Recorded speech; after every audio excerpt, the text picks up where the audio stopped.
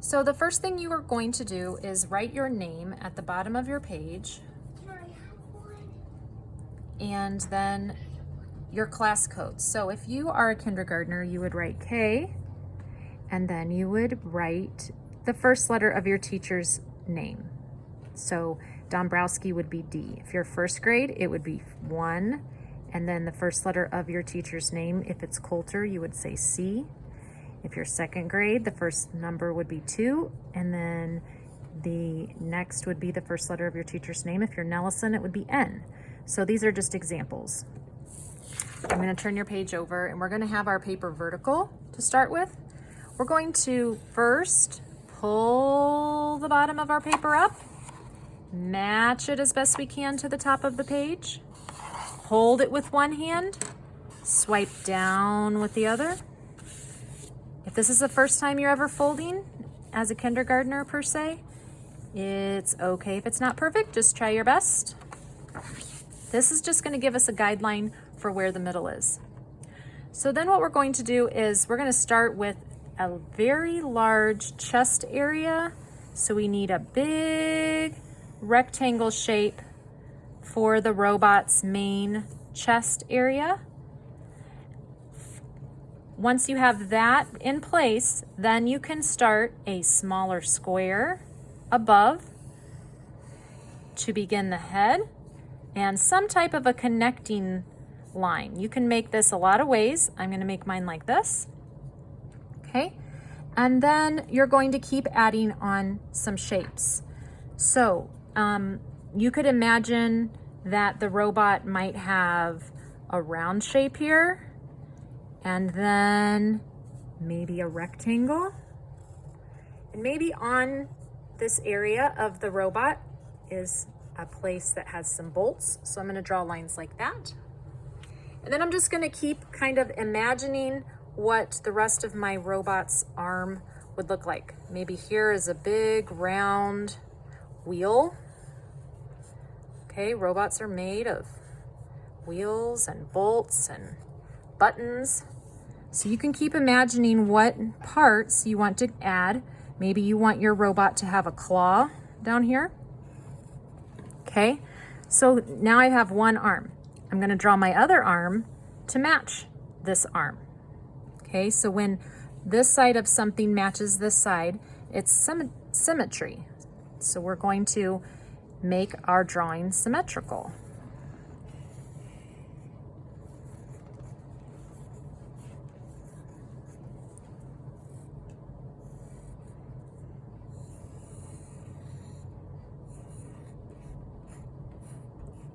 And I'm drawing with pencil first. Always draw with pencil first. So if you need to, you can make adjustments. I'm pressing pretty hard, but you may want to press only lightly like this, so that if you want to erase, your line will fully erase. Okay. All right. So I have arms, body, head. You can always pause this video if I'm going too fast. Then you want to decide what shapes do you want to use. Maybe I want my robot to have wheels for his feet. So we have a picture that I provided above our lesson on Canvas, and it doesn't look exactly like this. It was meant to kind of inspire us to think about what a robot looks like, but we can change what we want ours to be like, and I want mine to roll along on wheels. So I'm going to just add the wheels there. And I'm leaving this chest part open because this is where you're going to share your summer memories. So I'm just going to finish adding on a few details to my robot's head.